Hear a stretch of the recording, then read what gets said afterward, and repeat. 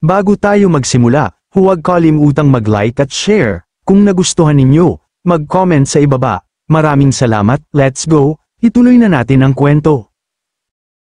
Sa sandaling yun, makikita si Wang Changxiang na dahan-daang kumuha ng pil sa isang maliit na bote. Tila ba nagtataglay ng lihim na kapangyarihan, walang pag-aalinlangan, agad niyang ininom ang elixir, at sa bawat patak na damaloy sa kanyang lalamunan, muling nagninggas ang kanyang enerhiya, parang apoy na muling binuhay upang ihanda ang sarili sa ikalawang duelo. Nang masaksihan nito, mariing wika ni Li Jiangqiu, ang pag-inom ng elixir upang ibalik ang cultivation, malinaw na determinado si Brother Changxiang na agawin ang pinakamataas na pwesto sa paligsahan ng mga third year. Subalit kalmadong tugon ni Wang Changxiang, may bahid ng kababang loob. Nako, hindi naman, sobrang bait mo naman, Brother Jiangqiu. Samantala, mula sa labas ng arena, nakatitig si Jiang nina Wang Changxiang at Li Jiangqiu. Mariin siyang napabulong sa sarili, si Senior Brother Li, kalmado, may karanasan, parang bundok na hindi matitinag. Ngunit ano kaya ang paraan na gagamitin niya upang basagin ang nakakatakot na blowing tornado? Sa mismong sandaling yun, mariing sinabi ni Li Jiangqiu, ngunit ang mga audience ay nagsisimula ng magreklamo, hindi ba't maaari bang itigil na muna ang murang trick na dragon blowing tornado na yan? Bago siya tumugon, yumuko ng bahagya si Wang Changxiang, at mula sa kanyang mga labi ay sumilay ang isang matamis na ngiti, mariin niyang wika, oo, maaari naman. Pakiusap, Brother Jiangqiu, sana'y magpakita ka ng awa.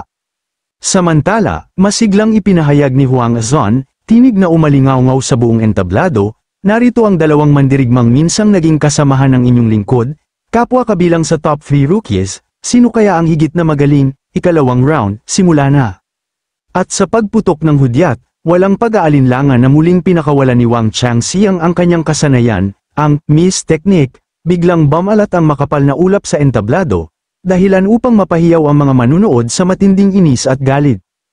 Galit na sigaw ng isa, bakit ganito na naman, dagdag ng isa pa, nangangalit ang tinig, ang pamilya ng Wang, wala ba kayong hiya?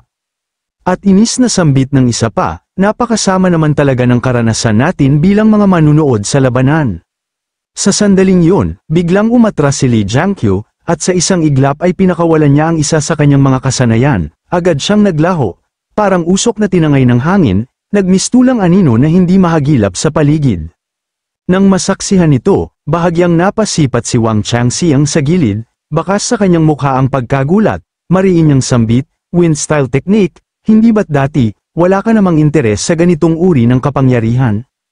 Mula sa gilid ng entablado, biglang sumugod si Li Jiangqiu, mabilis na parang kidlat, mahigpit niyang hinawakan ang naglalagablab na espada.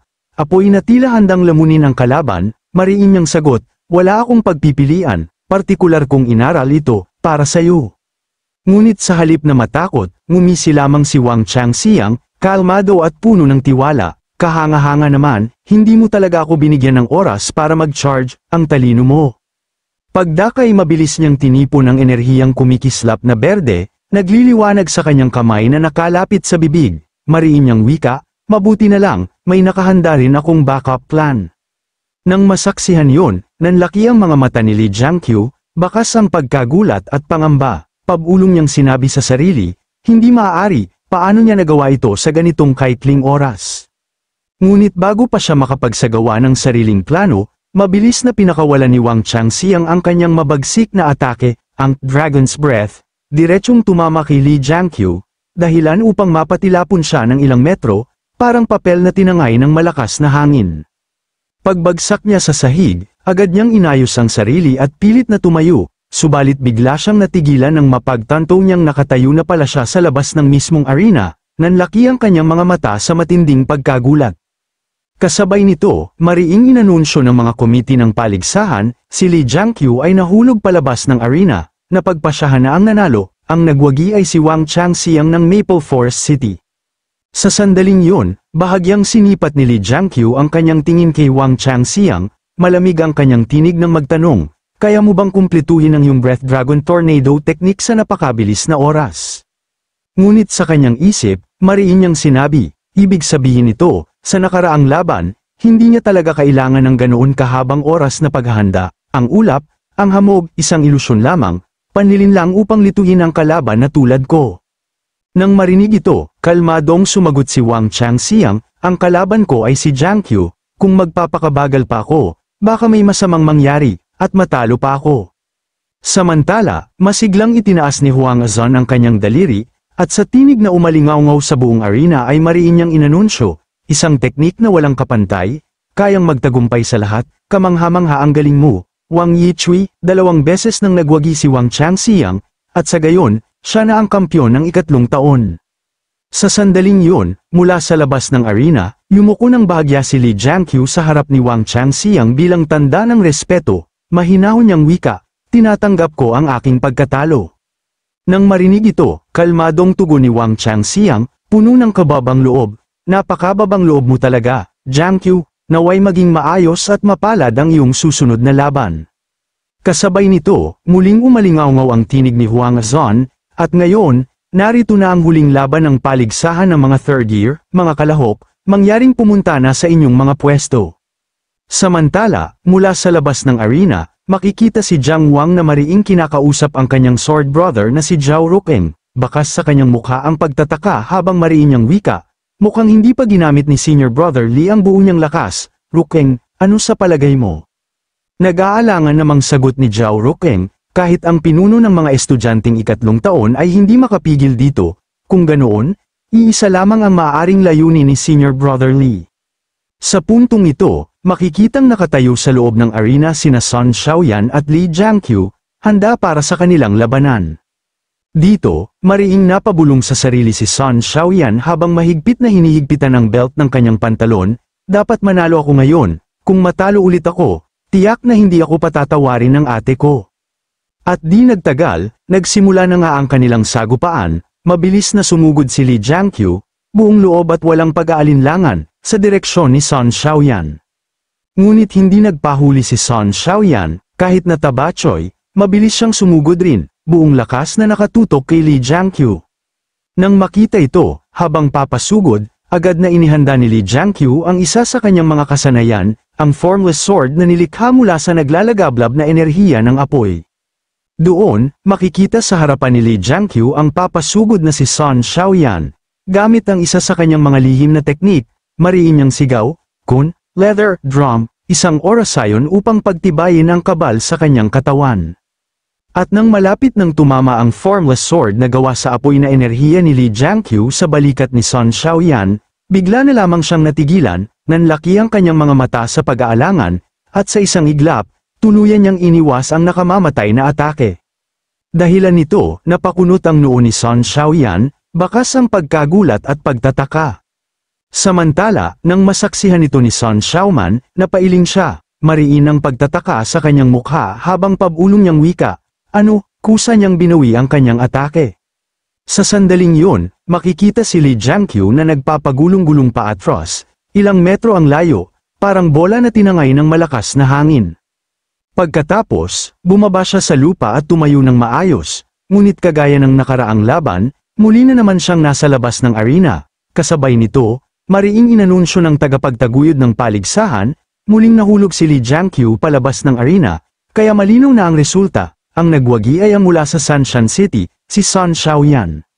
Samantala, mula sa panig ng mga manunood, mariin silang nagtitinginan, bakas sa kanilang mga mukha ang pagtataka at pagkagulat, hindi sila makapaniwala sa kanilang nasaksihan. Sa sandaling yun, bahagyang yumuko si Li Jiangqiu, taos puso niyang tinanggap ang kanyang pagkatalo, mahinahon niyang wika, ako ay natalo. Nang marinig ito, napasinghap si Sun Xiaoyan, bakas sa kanyang mukha ang pag-aalangan at pagtataka, mariin niyang sambit, oh, sa palagay ko, hindi ko naman siya nataman, di ba?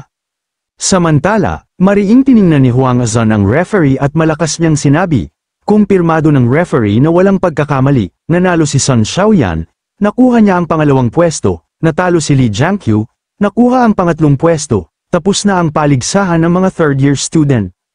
Matapos ang anunsyo, mahina siyang napabulong sa sarili, hay naku, ang ikalawang round ng mga third-year students, sobrang hina naman, parang walang laban na naganap. Sa puntong ito, makikita si Sun Xiaoyan na masiglang nagbubunyi sa kanyang panalo mula sa loob ng arena, nakaharap sa mga manunood na tila ba ipinagmamalaki ang kanyang tagumpay. Samantala, si Lee Jiangqiu naman ay nagpakita ng magkahalong emosyon habang umaalis, mariin niyang sinasabi sa sarili, talagang magkakamukha sila. Ngunit bigla siyang natigilan nang marinig ang malakas na tawag ni Jiang Wang, Senior Brother Lee. Sa sandaling yun, agad nagpaabot ng pagbati si Lee Jiangqiu kay Jiang Wang, binabati kita, Junior Brother Jiang, sa pagkuha mo ng unang pwesto para sa mga first-year students, handang-handa na sana ako. Pero hindi ko akalaing wala pala akong pagkakataong magpakitang gilas. Nang marinig ito, hindi naniwala si Jiang Wang, sa halip, mariin siyang nagtanong, kanina, noong laban mo kay Sun Xiaoyan ng Sanshan City, bakit hindi mo sinubukan, kitang-kita naman ng lahat. Ngunit bago pa niya matapos ang kanyang pangungusap, agad na sumagot si Lee Jiangqiu, una, kaya kung basagin ang kanyang kasanayang pamdepensa, pangalawa, wala namang saysay ang ikalawa o ikatlong pwesto. Pagkatapos, mariin niyang idinagdag, may kailangan pa akong gawin, kaya mauna na ako sa inyo. Nang marinig ito, tinangkang pigilan ni Jiang Wang si Lee Jiangqiu, pero mag-uumpisa na ang paligsahan ng 5th year. Ngunit hindi nagpatinag si Lee Jiangqiu, mahinahon siyang sumagot habang papalayong naglalakad, hindi na ako manunood, kayo na lang. Sa sandaling yun, seryosong napaisip si Jiang Wang, bakas sa kanyang mukha ang mga katanungan habang sumisilay sa kanyang isipan ang espada ni Lee Jiangqiu, mariin niyang bulong, mula simula hanggang dulo, ang sinaunang mahabang espada sa kanyang baywang ay hindi man lang nahugot mula sa kaluban, alam kong may tinatago si Senior Brother Lee. Pero ano pa ba ang mas mahalaga kaysa sa pag-agaw ng titulo bilang top 1 ng mga 3rd year? Di nagtagal, masiglang tumawa si Huang Azon, puno ng kagalakan at pananabik, mariin niyang inanunsyo, matapos ang unang 2 round ng paligsahan, ang taunang 3 lungsod na talakayan ay papasok na sa pinakamainit na yugto. Ang pinakainaabangan at pinakamalupit na laban ng mga ika-5 taon, ay magsisimula na.